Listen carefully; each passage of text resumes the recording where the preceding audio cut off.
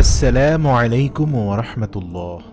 পাকিস্তানি এক যুবক তার স্ত্রীর মৃত্যুর পর দাফন করার সময় গোপনে মোবাইল ফোন স্ত্রীর কবরে রেখে দিয়ে চলে আসে।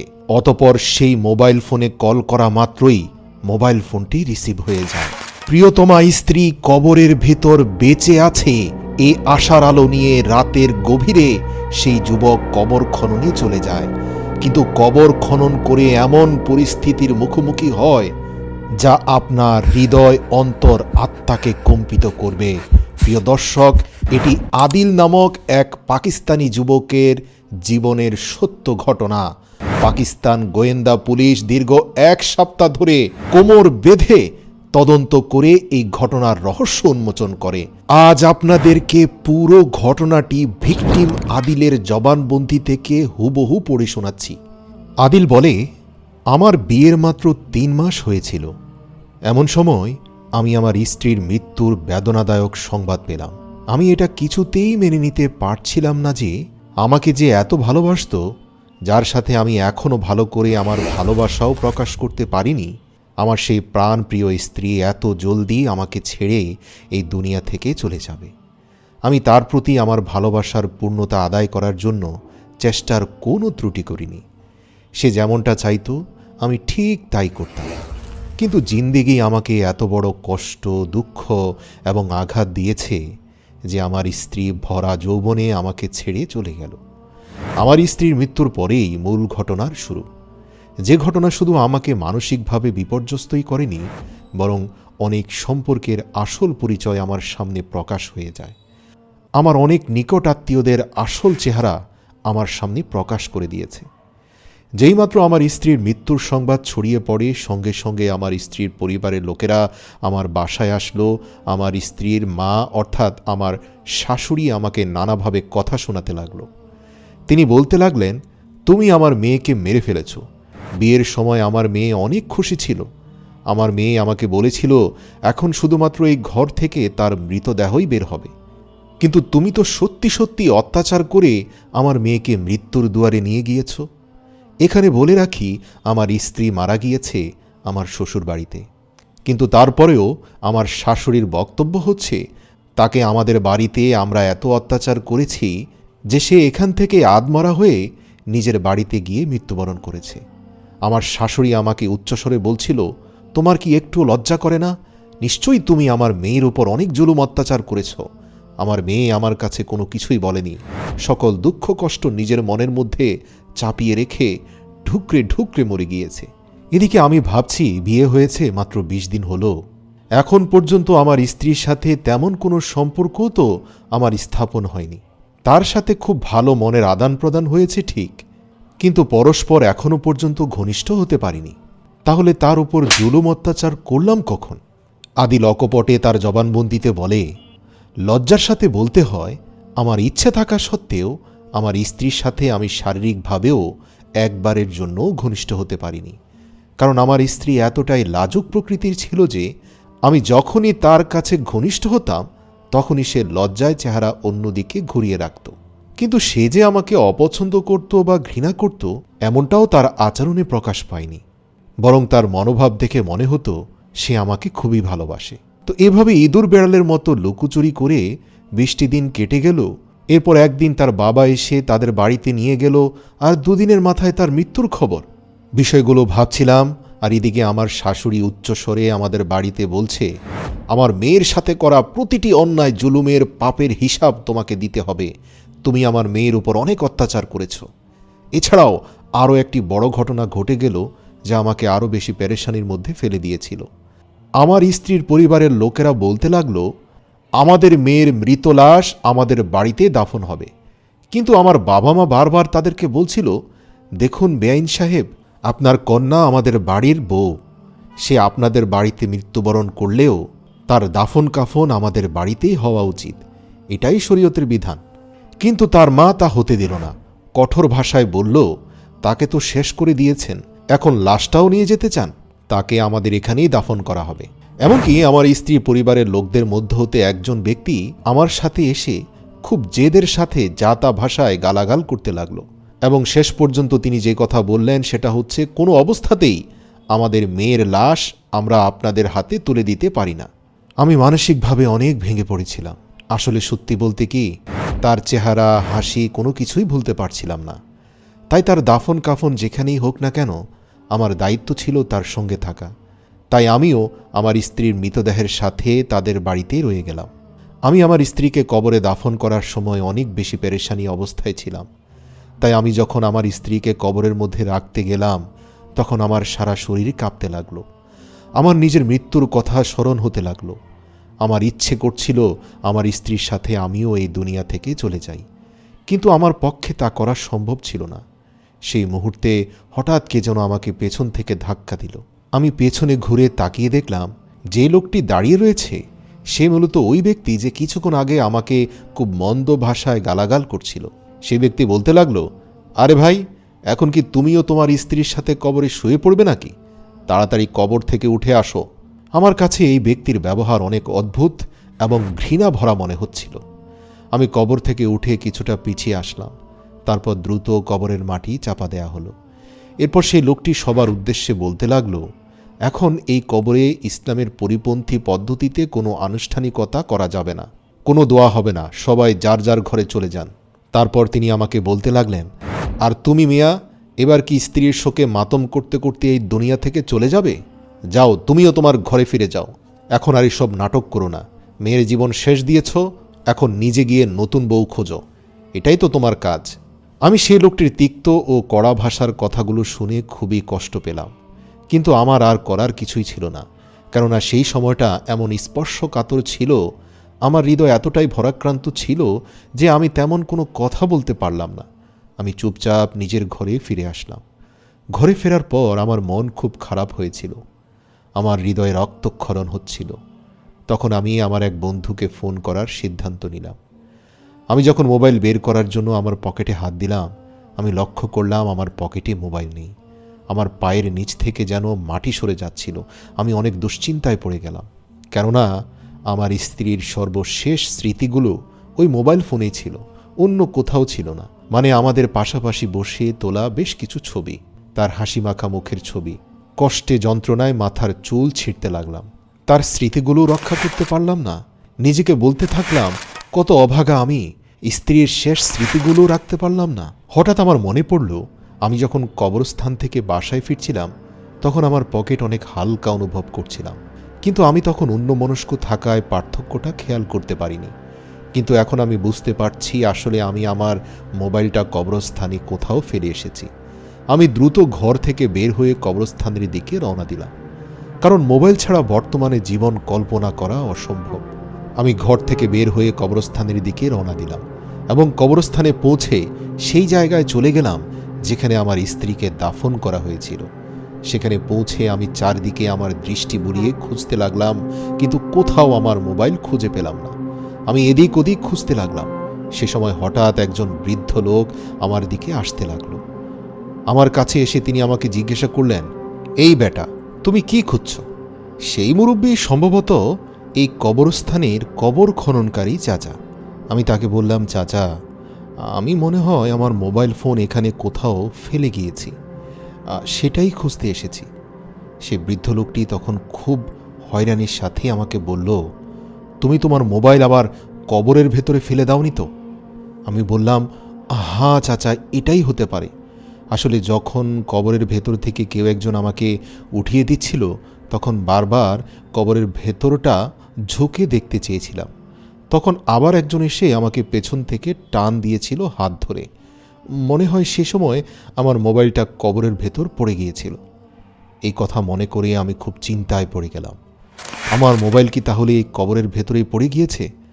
চাচা, মনে হয় এই কবরটা যদি আমরা রাতে খুঁড়ে মোবাইল ফোনটা বের করে ফেলি তাহলেই ভালো হয়। আমার কথা শুনে চাচা নিজের দুই কানে হাত লাগিয়ে বলতে লাগলো, তওবা করো মিয়া, এ তুমি কেমন কথা বলছো? সামান্য একটা মোবাইলের জন্য তুমি আল্লাহ তাআলার এত বড় একটা বিধান লঙ্ঘন করবে? কবর আল্লাহ তাআলার সীমারেখা। কবরকে আলমে বরজাক বলা হয়েছে, যার অর্থ হচ্ছে পর্দার আড়ালের জগৎ। যে জগৎকে আল্লাহ নিজেই পর্দার আড়াল করে দিয়েছেন, সেই পর্দাকে ফেলে দেওয়ার চেষ্টা করো না। খবরদার, যদি তুমি এই কবর খোদাই করার চেষ্টা করো তাহলে তোমার স্ত্রীর পরিবারের লোকেরা সবাই এখানে চলে আসবে। তারা এটা জানতে পারলে তোমাকে আস্ত রাখবে না, তুমি ভুলেও এ কথা মুখে আনবে না। ইতিমধ্যে তারা নারী নির্যাতনের মামলার প্রস্তুতি নিচ্ছে, কিন্তু আমরা মুরব্বীরা বুঝিয়ে সুঝিয়ে তাদেরকে চুপ রেখেছি। কিন্তু তুমি যদি এমন কর্ম করতে যাও, নিঃসন্দেহে তারা ধরেই নিবে তুমি তোমার স্ত্রীর উপর অনেক অত্যাচার করেছ। আমি লোকটির কথা শুনে খুবই পেরেশান হয়ে পড়লাম। আমি ভাবতে লাগলাম, এই লোকটি আমার পারিবারিক সমস্যার বিষয়ে কিভাবে জানে?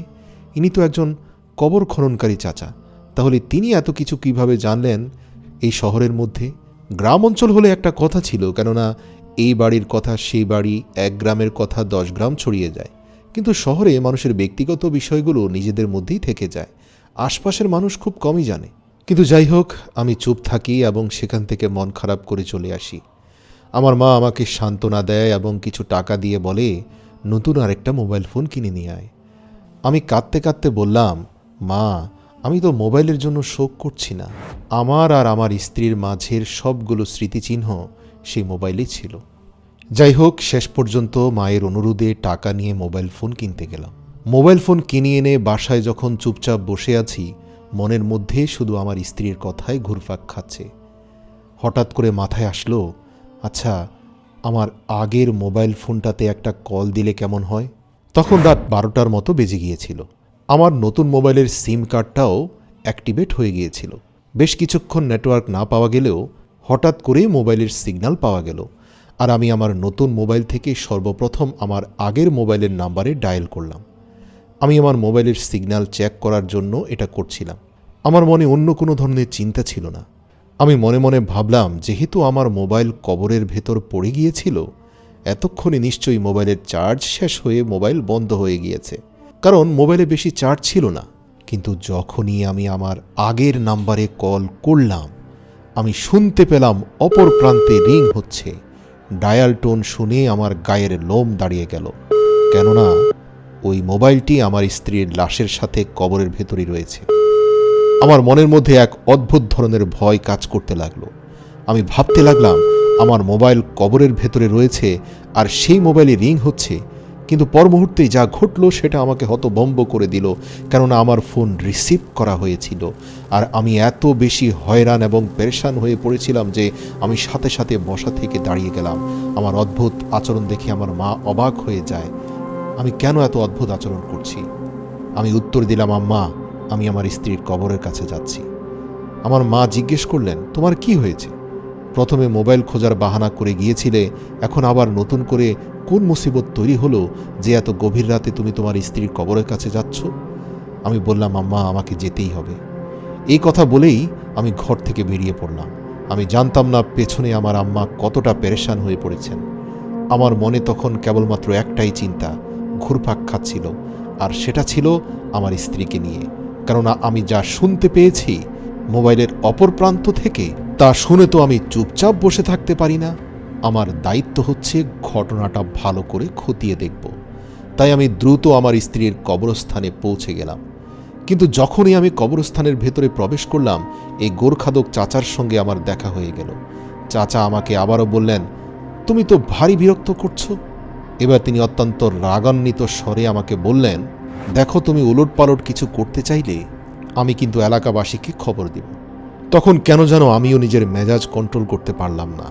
আমি অত্যন্ত রাগান্বিত স্বরে বললাম, চাচা মিয়া, আপনার কাজ কি? কবর খোদাই করা, ঠিক না? আপনি এর মধ্যেই থাকুন। আপনি কেন বারবার আমার বিষয়ে নাক গলাতে আসেন? আমাকে বারবার এত প্রশ্ন কেন করেন?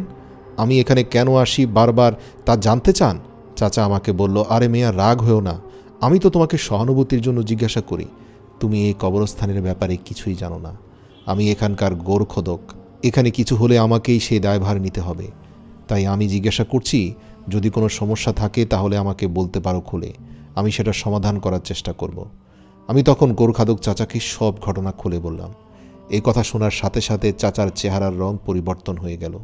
তিনি বললেন, বেটা, আমি এ বিষয়ে কিছুই জানি না, তবে আমি তোমাকে একটা কথা অবশ্যই বলবো, এই ঘটনার সম্পর্ক তোমার স্ত্রীর সাথে, তোমার স্ত্রীর কবরের সাথে নয়।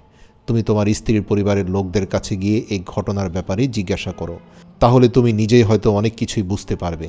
দেখো, আমরা নিরীহ মানুষ, অনেক কিছু দেখেও না দেখার ভান করতে হয়। চাচার মুখ থেকে এই কথাগুলো শুনে আমার মাথা চক্কর দিতে থাকলো। দ্রুত শ্বশুরবাড়িতে গিয়ে দেখলাম সেখানে সবাই গোল মিটিং করছে। তারা প্রত্যেকেই আমার স্ত্রীর ব্যাপারে কথা বলছে, কিন্তু শোক প্রকাশ করছে না, বরং রাগ প্রকাশ করছে। আমি চুপচাপ তাদের পাশে দাঁড়িয়েছিলাম। হঠাৎ করে আমার হাতের ধাক্কা লেগে তাদের দেয়ালে টানানো একটা শোপিস ভেঙে গেল। সবার দৃষ্টি আমার দিকে পড়ল। তারা আমাকে জিজ্ঞাসা করলো, আরে বেটা, তুমি এখানে কখন আর কি জন্য এসেছো? আমার শাশুড়ি আমাকে জিজ্ঞাসা করতে লাগলো, কি ব্যাপার বাবা, তুমি কেন এসেছো? ওনার গলার স্বর শুনে আমি আশ্চর্য হয়ে গেলাম। আমি কিছুটা দৃঢ়ভাবে বললাম, আম্মাজি, আমি আপনাদেরকে একটি কথা বলার জন্য এসেছি। আমার এই কথাটা শুনে আমার শাশুড়ি যেন ঢোক গিলতে থাকলেন। আমি আমার শাশুড়ির দিকে আশান্বিত চোখে তাকালাম। আমার শাশুড়ি বলতে লাগলো, বেটা, আসো আসো, তোমার সব কথাই শুনবো, তোমার জন্যই অপেক্ষা করছিলাম। আমি অবাক হয়ে আমার শাশুড়িকে জিজ্ঞাসা করলাম, আমার জন্য অপেক্ষা করছিলেন? কিন্তু আপনি তো বললেন আমার বিরুদ্ধে মামলা করবেন। আমার শাশুড়ি তখন বলতে লাগলো, বেটা, পরিস্থিতি এমন, তুমি তো জানো আমরা একটি সাধারণ পরিবার। কাল থেকে আমার এক ভাগিনা ঘরে আসছে না।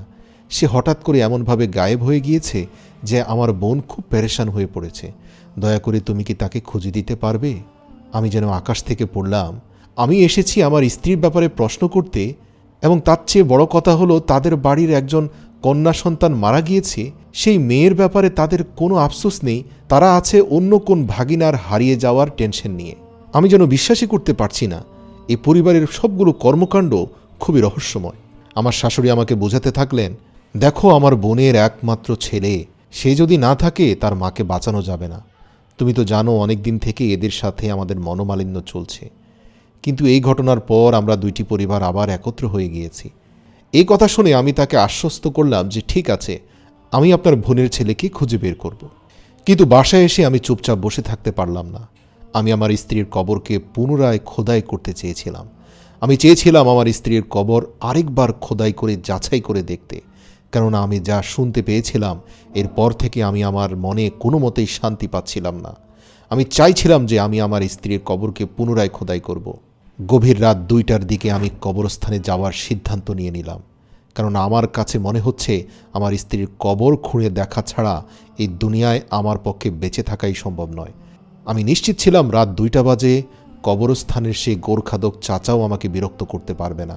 নিঃসন্দেহে রাত 2টায় কেউ সজাগ থাকে না, সবাই ঘুমিয়ে পড়ে। মনে মনে ভাবতে লাগলাম, এত বড় ঘটনা ঘটে গেল, আমি কিভাবে চুপচাপ বসে থাকব?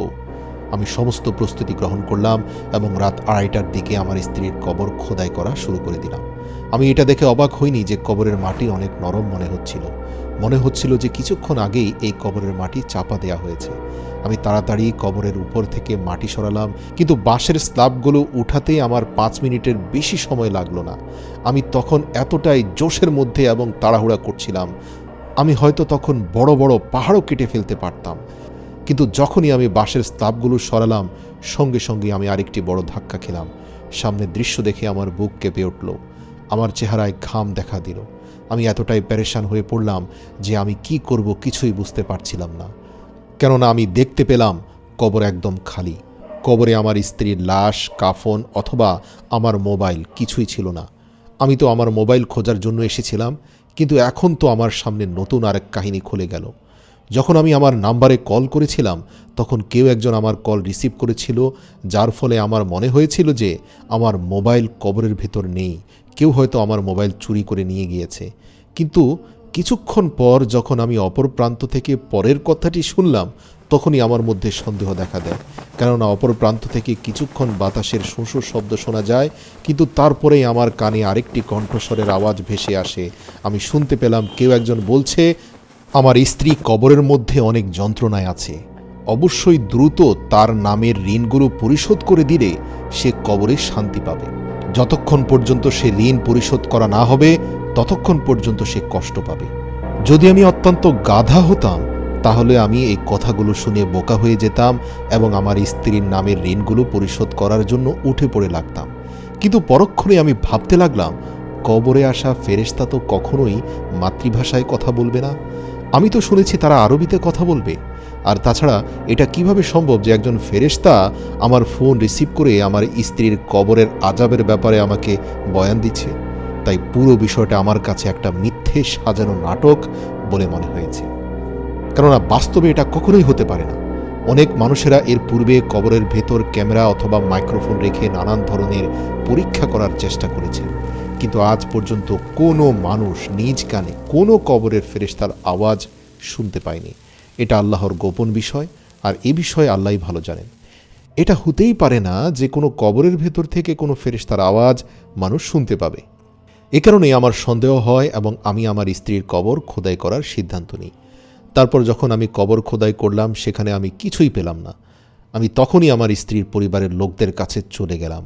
আমি তাদেরকে বললাম, আমি আপনাদের মেয়ের কবর খোদাই করেছি, কিন্তু আমার স্ত্রীর দেহ সেখানে নেই। এ কথা শুনে আমার শ্বশুরবাড়ির লোকেরা আমার উপর প্রচণ্ড রেগে যায়। তারা আমাকে বলে আমি নিশ্চয়ই তাদের মেয়ের লাশ চুরি করে নিয়ে গিয়েছি। তারা আমাকে বলে, এমন নোংরা কাজ তুমি কি করে করতে পারলে? আমার স্ত্রীর ভাই তো আমাকে প্রায় মারার জন্য তেড়ে এসেছিল। সে এতটা জোরে চিৎকার চেঁচামেচি করে কথা বলছিল যে আমি তাতে ভয় পেয়ে গেলাম। যাই হোক, এই পরিবারের লোকদের সাথে তর্ক বিতর্ক দীর্ঘায়িত না করে দ্রুত নিজেকে সামলে নিয়ে এসে ঘর থেকে বের হয়ে আসলাম। কয়েক মাইল দূরে গিয়ে একটি মসজিদে ঢুকে 2 রাকাত নামাজ আদায় করে আল্লাহর দরবারে হাত তুলে অঝরে কাঁদতে লাগলাম। আলহামদুলিল্লাহ, আল্লাহ আমার ডাক শুনেছেন। মসজিদের মুয়াজ্জিন আমার কাছে এসে বললেন, আপনার কষ্টটা বুঝতে পারছি।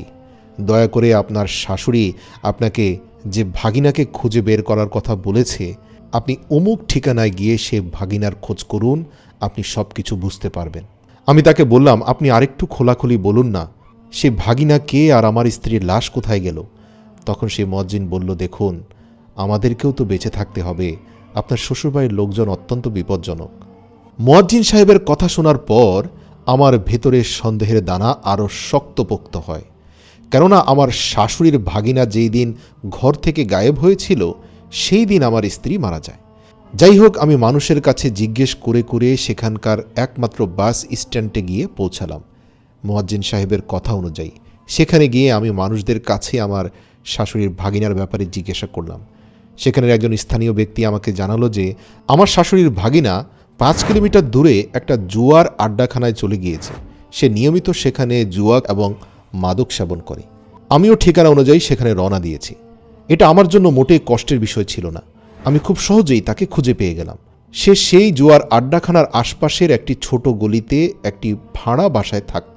মোটামুটি কয়েক ঘন্টা খোঁজার পর আমি তাকে না পেলেও তার ঘরের ঠিকানা পেয়ে গেলাম। স্ত্রীর মৃত্যুর পর গত কয়েকটি দিনে জীর্ণশীর্ণ আমি যখন তার বাসার সামনে দাঁড়িয়ে দরজায় কড়াঘাত করার জন্য দাঁড়ালাম, তখন আমার মনের মধ্যে জমে থাকা সমস্ত প্রশ্নের উত্তর ইতিমধ্যে আমার জানা হয়ে গিয়েছে। আরও কিছু প্রশ্ন আমার মনে জেগেছিল। আমি সেই সব প্রশ্ন তাকে জিজ্ঞেস করতে চাইলাম, কিন্তু দরজায় কড়াঘাত করার পর যখন দরজা খোলা হলো, আমি অবাক হয়ে দেখলাম সামনে আর কেউ নয়, আমার নিজের স্ত্রী আমার সামনে দাঁড়িয়ে আছে। আমি তো অন্য কাউকে খোঁজার জন্য এখানে এসেছিলাম। আমার স্ত্রী আমাকে দেখেই চেহারার রং তার পাল্টে যায়। সে অনেক কষ্টে নিজেকে সামলে নিয়ে পিছিয়ে যেতে থাকে। সে পেছনের দিকে প্রচণ্ড জোরে দৌড় দিতে যাবে, এই মুহূর্তে আমি তাকে ঝট করে হাত ধরে ফেললাম এবং এত জোরে তার হাত চেপে ধরলাম যে তার কাচের চুড়িগুলো ভেঙে তার হাত রক্তাক্ত হয়ে গেল। সে জোরে জোরে চিৎকার করতে লাগলো। এলাকাবাসী আমাকে একজন নারী অপহরণকারী গুন্ডা ভেবে মারধর করার জন্য উদ্যত হলো। তারা আমার স্ত্রীর রক্তাক্ত হাত দেখে প্রচণ্ড আগ্রাসীভাবে লাঠিসোঁটা নিয়ে আমার দিকে এগিয়ে আসছিল। নিঃসন্দেহে তারা আমাকে মেরেই ফেলত যদি না আমার স্ত্রী তাদেরকে চুপ করতে বলতো। সে তাদের সবাইকে বলল, দয়া করে ওনাকে মারবেন না, উনি আমার স্বামী।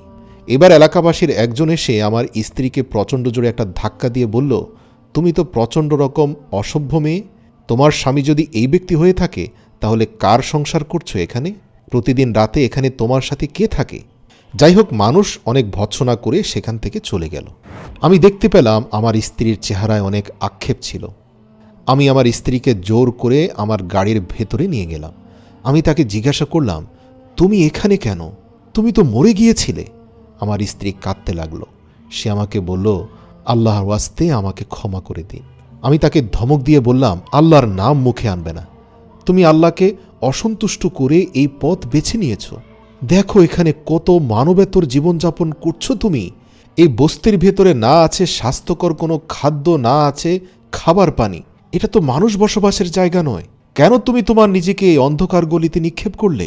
আমি রাগান্বিত হয়ে তাকে বললাম, তুমি বলো তোমাকে আমি কি শাস্তি দেব। আমার স্ত্রী আমার কাছে হাত জোড় করে ক্ষমা চাইতে লাগলো। সে আমাকে বলতে লাগলো, আপনি একবার আগে আমার পুরো কথা শুনুন, এরপর আমি আপনাকে সব কথা সত্যি সত্যি বলবো। তারপরেও যদি আপনার বিশ্বাস না হয় তাহলে আপনি আমাকে যাই করবেন আমি তা মাথা পেতে নেব। আপনি যদি আমাকে মৃত্যুদণ্ড দেন আমি মরে যাব, প্রয়োজনে লিখে যাব যে আমার আত্মহত্যা হয়েছে। তার কথাগুলো শুনে নিজেকে শান্ত করলাম। আমার স্ত্রী যখন নিজের কাহিনী বলা শুরু করলো তখন আমি চুপচাপ শুনতে লাগলাম। সে আমাকে বলল, যখন থেকে সে প্রাপ্তবয়স্ক হয় তখন থেকে তার আত্মীয় স্বজনরা তাদের বাড়িতে আসা যাওয়া করত। তাদের মধ্যে তার খালার ছেলেও তাদের বাসায় নিয়মিত আসা যাওয়া করত। এভাবে তার সঙ্গে আমার স্ত্রীর অনেক ঘনিষ্ঠ সম্পর্ক হয়ে যায়। একদিন সে আমার স্ত্রীকে বলে সে আমার স্ত্রীকে মডেলিং করার জন্য শহরে নিয়ে যাবে। আমার স্ত্রী রাতারাতি বিখ্যাত হয়ে যাবে, অনেক টাকা পয়সা কামাই করতে পারবে, তাদের পরিবারের দারিদ্রতা দূর হয়ে যাবে। আমার স্ত্রী তখন তার কথায় রাজি হয়ে যায়। যেহেতু সে অনেক সুন্দরী নারী ছিল, তার বিশ্বাস সে অনেক বড় মডেল হতে পারবে। এরপর সে তার খালাতো ভাইয়ের হাত ধরে অন্য শহরে রওনা দিল। কিন্তু শহরে নিয়ে সে আমার স্ত্রীকে তার লালসার শিকার বানায়, জোরপূর্বক তার সাথে অবৈধ সম্পর্ক স্থাপন করে। এমনকি সে আমার স্ত্রীর সাথে ঘনিষ্ঠ মুহূর্তের আপত্তিকর ভিডিও চিত্র ধারণ করে। যখন তার কাছে আমার স্ত্রীর অনেকগুলো গোপন ভিডিও জমা হয়ে গেল তখন সে আমার স্ত্রীকে ব্ল্যাকমেইল করতে লাগলো। আমার স্ত্রীকে বাধ্য হয়ে তার সব কথা মেনে নিতে হতো। যখন এই ঘটনা আমার স্ত্রীর মা অর্থাৎ আমার শাশুড়ি জানতে পারল, তখন আমার শাশুড়ি কলা কৌশল করে নিজের ভাগিনার কাছ থেকে মেয়েকে কেড়ে নিয়ে আমার সঙ্গে জোর করে বিয়ে দিয়ে দেয়। কিন্তু আমার শাশুড়ির ভাগিনা আমার স্ত্রীর পিছু ছাড়ল না। দেখা যেত প্রায় সে আমার স্ত্রীর বাপের বাড়িতে যেত এবং সেখানে গিয়ে হুমকি ধামকি দিত। এমনকি আমার স্ত্রীও সে ভিডিওগুলোর ভয়ে তার সাথে মেলামেশা বন্ধ করতে পারল না। আমার শাশুড়ির ভাগিনাই আমার স্ত্রীকে বলে রেখেছিল যে আমার স্ত্রী যেন আমার থেকে দূরে থাকে। আমার স্ত্রী তখন দুই অংশে বিভক্ত হয়ে গিয়েছিল। সে একদিকে খুশি মনে আমার সংসারে থাকত, আবার অন্যদিকে তার কথা মতো চলত। বিয়ের পরে আমাদের পরিবারের সাথে কাটানো 20 দিনে সে বুঝতে পেরেছিল একটা ভদ্র সভ্য পরিবারের মর্যাদা বা গুরুত্ব কতটুকু। তার হৃদয় এবং মন এ সংসারেই থাকতে চাইত। কিন্তু তার পুরনো অন্ধকার অতীত এবং সেই ধারণ করা ভিডিওগুলোর ভয় প্রতিনিয়ত তাকে পিছু টানত। নিজের দুঃখ কষ্টের কথা কাউকে বুঝতে দিত না। এরপর হঠাৎ একদিন আমার স্ত্রীর খালাতো ভাই তাকে এক অদ্ভুত আদেশ দিল। সে তাকে বলল, তুমি মরে যাওয়ার নাটক করো, এরপর আমি তোমাকে তোমার বাপের বাড়ি থেকে নিয়ে যাব, এরপর তুমি আমার স্ত্রী হয়ে থাকবে। অতপর আমার স্ত্রী তার কথা মতো মরে যাবার অভিনয় করল। আল্লাহ জানে সে এত ভালো অভিনয় কিভাবে করেছিল। তবে যখনই আমার স্ত্রীর মৃত্যুর সংবাদ প্রচার হয়েছিল সঙ্গে সঙ্গে তার পরিবারের সব লোকজন আমার বাসায় চলে এসেছিল। আর হয়তো আমার স্ত্রীকে দাফন করতে তাড়াহুড়া করার কারণও এটাই ছিল। সে বদমাইশ এই সব লোককে পেছনে থেকে কলকাঠি নাড়ছিল। হয়তো সেই সবাইকে অনেক টাকা পয়সা দিয়ে হাত করে রেখেছিল। আর সে এখন আমার স্ত্রীকে নিষিদ্ধ পল্লীতে রেখে টাকা উপার্জনের মাধ্যম বানিয়ে নিয়েছে। আর সেই টাকা দিয়ে জুয়া খেলছে আর মাদক সেবন করছে। আমার স্ত্রীর উপরে অকথ্য জুলুম নির্যাতন দেখতে পেলাম। তার মাথা, চুল, হাত প্রত্যেকটি জায়গায় নির্যাতনের চিহ্ন স্পষ্ট। আমার স্ত্রী নিজের পরিবার হারালো, আত্মীয় স্বজন হারালো, আর আমাকে তো তার মুখ দেখানোরই কোনো সুযোগ নেই। আর এ কারণে সে বাধ্য হয়ে সেই অন্ধকার জগতের সাথে নিজেকে মানিয়ে নেওয়ার চেষ্টা করল। আর দিনের পর দিন আরও দুঃখ কষ্টের চোরাবালিতে তলিয়ে যেতে লাগলো। আমার স্ত্রীর জীবন পশুদের চেয়ে নিকৃষ্ট হয়ে গিয়েছিল। আমি আমার স্ত্রীর সব কথা মনোযোগ দিয়ে শুনছিলাম। কাঁদতে কাঁদতে সব কথা বলার পর সে আমাকে বলল, দেখুন, আমিও যদি আপনার জায়গায় থাকতাম তাহলেও এমন একটা মেয়েকে স্ত্রী হিসাবে মেনে নিতাম না। আর আপনারও উচিত নয় আমাকে স্ত্রী হিসাবে মেনে নেওয়া। আমার অন্ধকার অতীতেই আমাকে হারিয়ে যেতে দিন। আপনাদের পরিবারের মাঝে 20 দিনে আমার যে সম্মান রয়েছে সে সম্মানের সাথেই সেখানেই আমাকে দাফন করে ফেলুন। আর আমার প্রতি যদি আপনার মাত্রা অতিরিক্ত ঘৃণা আর ক্ষোভ তৈরি হয়, দয়া করে এই অন্ধকার কুঠুরিতে আমাকে মেরে চলে যান, কেউ কিচ্ছু জানবে না। আমি আমার স্ত্রীর সব ঘটনা শুনে অকপটে তাকে বলে ফেললাম, যদি এত কিছু জানার পরেও আমি তোমাকে গ্রহণ করতে চাই তাহলে কি তুমি আমার হাত ধরে এই খারাপ লোকের মোকাবেলা করার জন্য প্রস্তুত আছো? যদি তুমি রাজি থাকো তাহলে আমি তোমাকে এই অন্ধকার থেকে আলোর পথে নিয়ে আসতে রাজি আছি। মনে রেখো, বিয়ের পরে তোমার উপর যত শারীরিক নির্যাতন হয়েছে তা ধর্ষণের সমতুল্য। যার জন্য অপরাধী শুধু তারাই যারা তোমার উপর এই মানসিক অত্যাচার করেছে। আর অতীতে তুমি যে সকল পাপ করেছ তার জন্য তুমি যদি তওবা করো, মহান প্রভু তোমাকে ক্ষমা করেও দিতে পারেন। আর জেনে রেখো, তিনি অনেক ক্ষমাশীল। যদি আমি তোমাকে ক্ষমা করে দিতে পারি, তাহলে ভাবো দয়াময় প্রভু কত ক্ষমাশীল। আমার কথা শুনে আমার স্ত্রীর চোখ বেয়ে পানি পড়তে থাকলো। আমি তাকে বললাম, সমস্যা নেই, সারা দুনিয়ার মানুষকেও যদি সে তোমার ছবি দেখিয়ে বেড়াক না কেন, কিন্তু তোমাকে আমি এখন থেকে আর তার হাতের পুতুল হয়ে থাকতে দেব না। আর আমিও দেখব এবার এই লোক আইনের হাত থেকে কিভাবে বাঁচে। প্রিয় দর্শক, আদিল তার এই জবানবন্দিগুলো কোর্টের সর্বশেষ দিনে দিয়েছিল। তারপরেই পুরো বিশ্বে এই ঘটনাটি আলোড়ন সৃষ্টি করে। আদিল বলে, আমি আমার সমস্ত শক্তি, সমস্ত পরিচিতি ব্যবহার করে এই লোককে আইনের আওতায় নিয়ে আসি। আমি কখনোই আমার স্ত্রীর সঙ্গ পরিত্যাগ করিনি, কেননা যেসব স্বামীরা নিজের স্ত্রীকে অসহায় মুহূর্তে বিপদের সময় একা ফেলে চলে যায়, তারা পুরুষ নয়, তারা হচ্ছে কাপুরুষ।